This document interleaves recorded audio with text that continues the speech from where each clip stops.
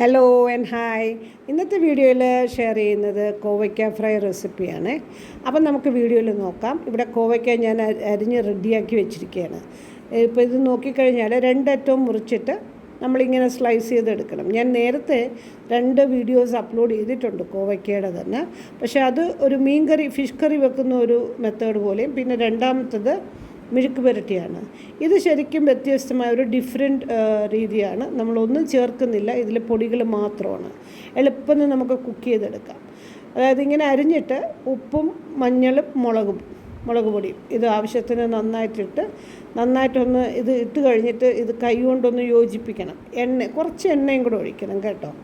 വെള്ളം നമ്മളിതിൽ ഒഴിക്കണ്ട, അതാണ് ഞാൻ പറയുന്നത്. ഞാൻ ഒഴിക്കത്തില്ല. കാര്യം അങ്ങനെ തന്നെ ഇത് ഒരു ലോ ഫ്ലെയിമിൽ വെച്ച് നിങ്ങളിത് കുക്ക് ചെയ്തെടുക്കണം. ഒരു 10 മിനിറ്റോളം നല്ലതായിട്ട് ഇത് വെന്ത് ഒരു എണ്ണമയം ഭയങ്കര ടേസ്റ്റിയാണ് ഇത് കഴിക്കാനായിട്ട്. ഇങ്ങനെ ഒന്ന് ട്രൈ ചെയ്ത് നോക്കണം, ട്രൈ ചെയ്യാത്ത ആൾക്കാർ.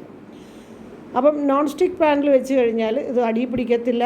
അലുമിനിയത്തിലൊക്കെ വെച്ച് കഴിഞ്ഞാൽ അടി പിടിക്കും. അപ്പം നമുക്കിത് അങ്ങനെ വെച്ച് കഴിയുമ്പോൾ നമ്മൾ ഇടയ്ക്കൊന്ന് തുറന്ന് നോക്കി ഒന്ന് സ്റ്റേർ ചെയ്ത് കൊടുത്താൽ മാത്രം മതി. ആവിയിലിരുന്ന് അങ്ങ് വെന്ത് കിട്ടും. അപ്പം ഇതിപ്പം ഞാനിപ്പം അടുപ്പത്ത് വെക്കാൻ പോവുകയാണ്. പിന്നെ എണ്ണയും കൂടെ ഒഴിക്കണം. എണ്ണ അതായത് ഞാൻ പറഞ്ഞല്ലോ, നിങ്ങൾക്ക് ഇഷ്ടമുള്ള എണ്ണ ഒഴിക്കാം. എന്നിട്ടിത് മൂടി വയ്ക്കുക. അങ്ങനെ ഇരുന്നതങ്ങ് വെന്തോളും. അപ്പോൾ പ്രത്യേകിച്ച് നമ്മൾ ഡയബറ്റിക് ഉള്ളവർക്കൊക്കെ ഇതൊരു ഹൈലി റെക്കമെൻഡഡ് വെജിറ്റബിളാണ് കേട്ടോ. ഇത് നമ്മൾ വാങ്ങിക്കുമ്പോൾ തന്നെ നമ്മൾ ഇത് വൃത്തിയാക്കി എടുക്കുമ്പോൾ നമുക്കറിയാം ഇതിൽ നല്ല കറയുണ്ട്. അതുകൊണ്ട് തന്നെയാണ് ഇത് നല്ല ഹെൽത്തി വെജിറ്റബിളാണ്. നമുക്കിത് ഡയബറ്റിക്കിന് ഞാൻ പേഴ്സണലി എക്സ്പീരിയൻസ് ചെയ്തതാണ്.